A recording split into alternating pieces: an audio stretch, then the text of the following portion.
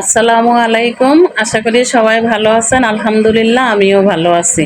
আমি আজকে আপনাদেরকে দেখাবো হাতে মাখা একটা গরুর মাংস ভুনা কিভাবে আমি করতেছি। প্রথমেই আমি একটা হাঁড়িতে মাংসগুলা ধুয়ে এনে পরিষ্কার করে নিয়ে নিলাম। এবার একে একে রসুন বাটা দিয়ে দিলাম, সব মশলাগুলো পরিমাণ মতো দিয়ে দিব। এবার আদা বাটা দিয়ে দিলাম।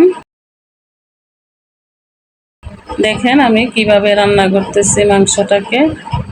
এবার লবণ দিয়ে দিলাম, হলুদের গুঁড়া দিয়ে দিলাম, পরিমাণ মতো সব মশলা দিতে হবে। এবার মরিচের গুঁড়া দিয়ে দিলাম, এবার জিরার গুঁড়া দিয়ে দিলাম,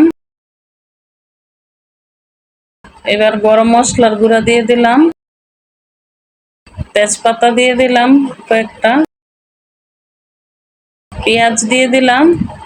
পেঁয়াজটা একটু পরিমাণে বেশি দিতে হবে, যেহেতু আমি মাংসটা ভুনা করব, তো এখানে একটু পেঁয়াজ দিতে হবে বেশি।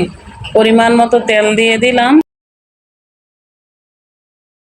এবার আমি মাংসটাকে ভালোভাবে মাখায় নেব, যেন সবগুলা মাংস সুন্দরভাবে মশলার সাথে মিশে যায়। এই মাংসটা রান্না করা একদম সহজ। আমি এটাকে আধা ঘন্টা রেখে দিব মাখানোর পরে। তারপরে আমি চুলার আঁচটা কমাইয়া একদম অল্প আঁচে অনেক সময় নিয়ে ধৈর্য ধরে রান্না করতে হবে। চুলার আঁচ বাড়ানো যাবে না। আমি হাতটা ধুয়ে অল্প একটু জল দিয়ে দিব। এখানে আমি আরেকটু তেল দিয়ে দিলাম, আর আমার মাখানোর পরে মনে হয়েছে যে আরেকটু তেল দরকার, তো আমি আরেকটু তেল দিয়ে দিলাম। একদম অল্প একটু জল দিব, জাস্ট হাতটা ধুয়ে। মাংস থেকে যে পানিটা উঠবে সেই পানি দিয়ে মাংসটা সিদ্ধ হবে, তাহলে মাংসটা খাইতে ভালো লাগবে।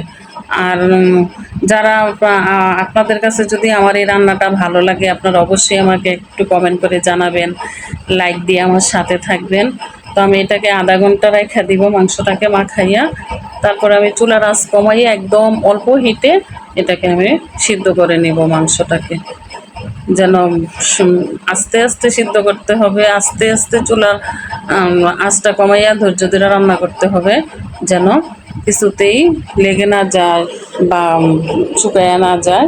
এই যে কি সুন্দর মাখা মাখা হয়েছে ঝোল, একদম বুনা বুনা গরুর মাংস। এটা রুটি, পরোটা, ভাত, পোলাও সব কিছুর সাথে খাইতে খুবই ভালো লাগবে। খুব সুস্বাদু একটা তরকারি। আপনারাও এইভাবে বাসায় রান্না করে খাবেন।